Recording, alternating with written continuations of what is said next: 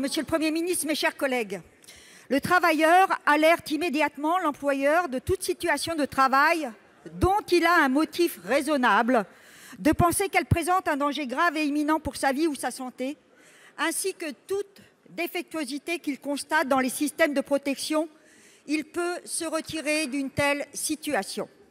C'est la définition exacte du droit de retrait, droit reconnu par le code du travail dans son article L. 4131-1, et c'est précisément ce qu'ont fait valoir les cheminots suite à l'accident ferroviaire du 16 octobre dernier, survenu l'avant-veille des congés scolaires.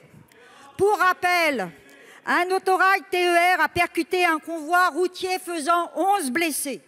Cet accident grave, qui aurait pu l'être davantage sans l'esprit de responsabilité exemplaire du conducteur, pourtant blessé, a déclenché le droit de retrait de 17 000 cheminots sur les 23 000 conducteurs et contrôleurs, soit plus de 73 %.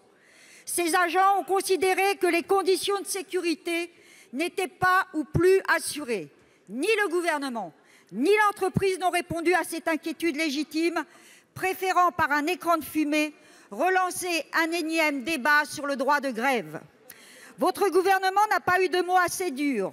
Grève sauvage qui mérite des poursuites judiciaires, selon vous. Mouvement social choquant, selon la ministre des Transports. Une grève injustifiée et illégale, selon le président de la SNCF. La pédagogie de la répétition peut avoir des vertus, mais elle les perd quand il s'agit d'asséner des contre-vérités au mépris de l'avis rendu par l'inspection du travail, qui a considéré que le droit de retrait était caractérisé et justifié, tout en rappelant que l'entrave au droit de retrait constituait elle-même un délit, ce qui semble déplaire à Madame la ministre du Travail. J'ai une question simple, Monsieur le Premier ministre. En tant qu'actionnaire unique de la SNCF, que répondez-vous aux inspecteurs du travail qui recommandent le retour des contrôleurs dans les trains, dans l'attente d'une évaluation complète des risques? Pour vous répondre, la parole est à Monsieur le Premier ministre.